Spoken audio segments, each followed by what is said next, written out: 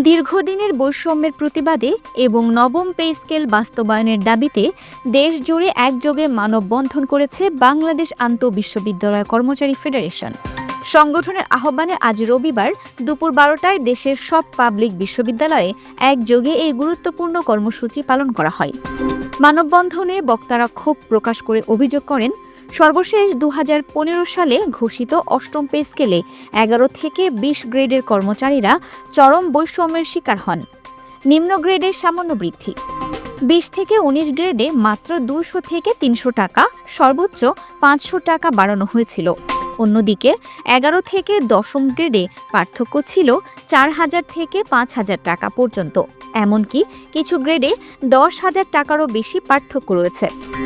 বক্তারা বলেন, pay scale সাধারণত প্রতি 5 বছর অন্তর দেওয়া হলেও 2015 সালের পর নতুন স্কেল বাস্তবায়ন করা হয়নি। সরকারি, আধা সরকারি ও স্বায়ত্তশাসিত বিভিন্ন প্রতিষ্ঠানের কর্মচারীরা তখন থেকেই বৈষম্য দূরীকরণ ও নবম পে স্কেলের দাবিতে আন্দোলন করে আসছেন। সরকারের প্রতি তীব্র নিন্দা ও আলটিমেটাম।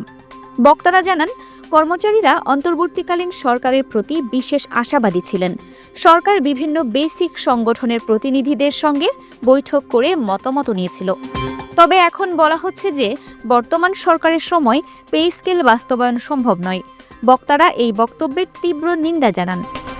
পাবলিক বিশ্ববিদ্যালয়ের কর্মচারী নেতাদের অনলাইন বৈঠকে মতামতের ভিত্তিতে আজকের মানববন্ধনের সিদ্ধান্ত গৃহীত হয়েছে। পাবলিক বিশ্ববিদ্যালয়ের কর্মচারী নেতাদের অনলাইন বৈঠকের মতামতের ভিত্তিতে আজকের মানববন্ধনের সিদ্ধান্ত গৃহীত হয়। বক্তারা ঘোষণা করেন, 15 ডিসেম্বর 2025 এর মধ্যে বৈষম্য নিরসন করে নবম পে স্কেল বাস্তবায়নের দাবিতে তাদের আন্দোলন আরও জোরদার করা হবে। এটি সরকারের প্রতি তাদের পক্ষ থেকে এক চূড়ান্ত আলটিমেটাম হিসেবে বিবেচিত হচ্ছে। কর্মসূচিতে উপস্থিত নেতৃবৃন্দ। মানববন্ধনে সংহতি প্রকাশ করে জাতীয়তাবাদী কর্মচারী পরিষদের পক্ষ থেকে উপস্থিত ছিলেন মোহাম্মদ নুরুজ্জামান সভাপতি, মোহাম্মদ আব্দুল হাকিম লেবু সাধারণ সম্পাদক, জিল্লুর রহমান সাংগঠনিক সম্পাদক, নুরুল আমিন সদস্য, বেলাল হোসেন সদস্য।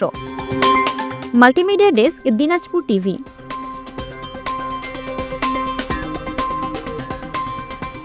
দিনাজপুর টিভি মানুষের জীবনের কথা বলে।